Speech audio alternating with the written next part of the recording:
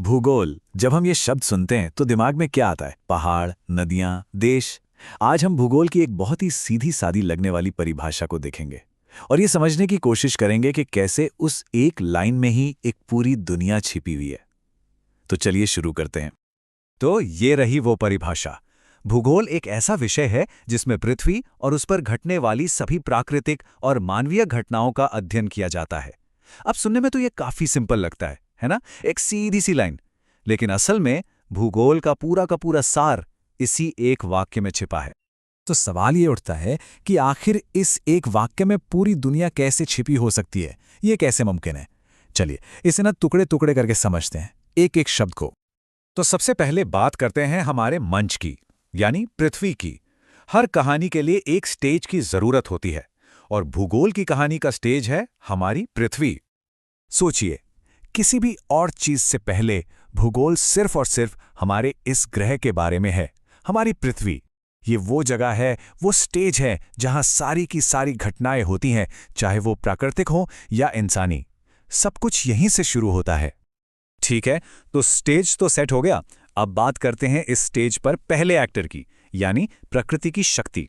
ये वो ताकत है, वो फोर्स है जो हमारे ग्रह को सदियों से आकार देती आई है। और खास बात यह है कि इसमें इंसानों का कोई लेना देना नहीं है। तो ये प्राकृतिक घटनाएं होती क्या हैं? देखिए, इसका मतलब बहुत सीधा है। वो हर चीज जो पृथ्वी पर बिना किसी इंसानी दखल के होती है, वो एक प्राकृतिक घटना है।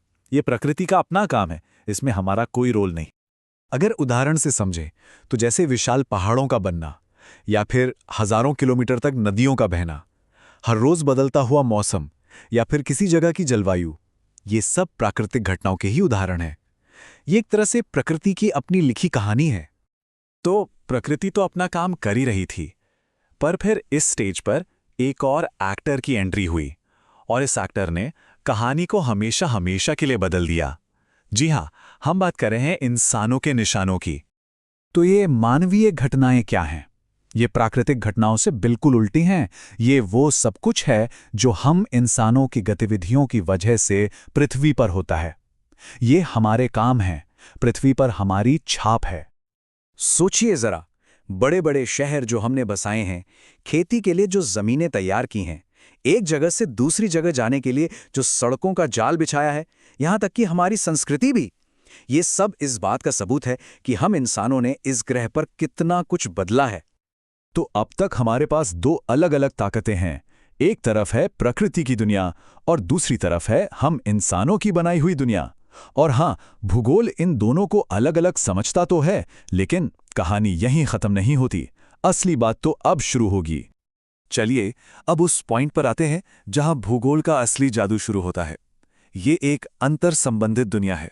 देखिए, भूगोल सिर्फ प्रकृति या सिर्फ इंसान के बारे में नहीं है, बल्कि ये इस बारे में है कि ये दोनों दुनियाएं आपस में कैसे जुड़ी हुई हैं, कैसे एक दूसरे पर असर डालती हैं। याद है हमारी पहली परिभाषा? चलिए एक बार फिर से उसे देखते हैं। भूगोल पृथ्वी और उस पर घटने वाली सभी प्राकृतिक और मानवीय घटनाओं का अध्ययन है। इस बार इस छोटे से शब्द पर ध्यान दीजिए। और ये सिर्फ एक मामूली सा शब्द नहीं है, ये एक पुल है जो प्रकृति और इंसान की दुनिया को आपस में जोड़ता है। तो ये सब काम कैसे करता है? चलिए एक आसान सा उदाहरण लेते हैं। स्टेप 1, एक प्राकृतिक घटना हुई। मान लीजिए एक नदी ने पहाड़ों से निकलकर एक घाटी बनाई। स्टेप 2, अब एक मानवीय घटना होती है। लोग आते हैं और उस नदी के किनारे एक शहर बसा लेते हैं। अब आता है स्टेप 3, जो कि भूगोल का सार है। भूगोल इसी रिश्ते का अध्ययन करता है। वो ये देखता है कि उस नदी ने शहर को जिंदा रहने में कैसे मदद की और बदले में उस शहर ने उस नदी को कैसे प्रभावित किया, जैसे कि उसे प्रदूषित करके। यही असली भूगोल है। तो आखिर में बात बस इतनी सी है।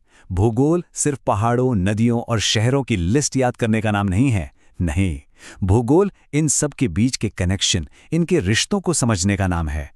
ये इस कहानी का अध्ययन है कि कैसे हमारा ग्रह हमें बनाता है और कैसे हम अपने ग्रह को बदलते हैं। तो अब ये सब जानने के बाद एक सवाल अपने आप से पूछने वाला है। हमारे आसपास, हमारी अपनी दुनिया में प्रकृति और मानवता का संगम कहाँ-कहाँ दिखाई देता है? वो कौन सी जगह हैं जहां ये दोनों ताकतें आकर मिलती हैं? क्योंकि असल में वही चौराहा जहां ये दोनों दुनियाएं मिलती हैं, वही तो भूगोल है ना? सोचने वाली बात।